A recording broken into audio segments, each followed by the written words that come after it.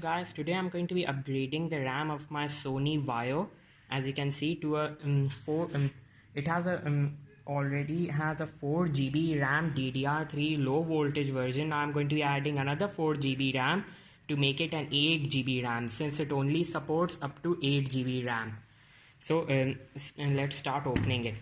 First of all, we have to remember to remove the battery. To remove the battery, as you can see, these are the two locks. We have to pull them, and then we have to pull the battery up. Now the battery has been removed. We will unscrew the container of the RAM. Now that we have unscrewed and the lid, we will remove it. As you can see, the lid has been removed.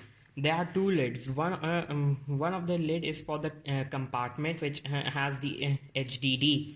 Note that you cannot add an SSD to this laptop, as it does not have an additional slot for the SSD, and if you have to add an SSD, you have to remove the HDD from this compartment, as you can see.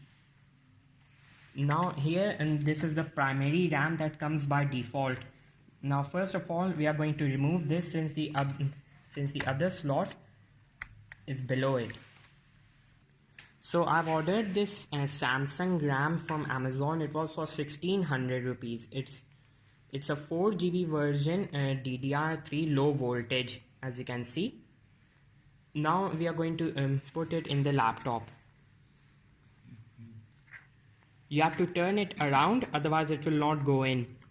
So now you have to make sure that that the RAM is completely in, and then you have to push it down.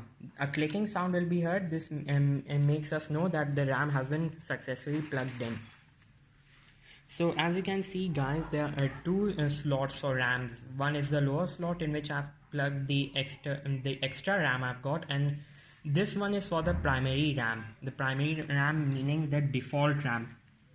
So but remember, when you are removing the RAM, make sure that you remove these plugs like this.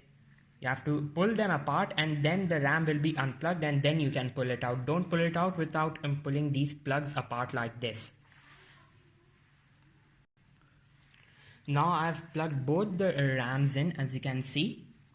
Now that both of the RAMs are plugged in, and now I'll screw the lid back on. Make sure that you put the black cover put the black cover down properly, so it doesn't stick out and does not come under the lid. So as you can see, guys, now I've closed the lid and both the RAMs are plugged in. So now we'll plug in the battery.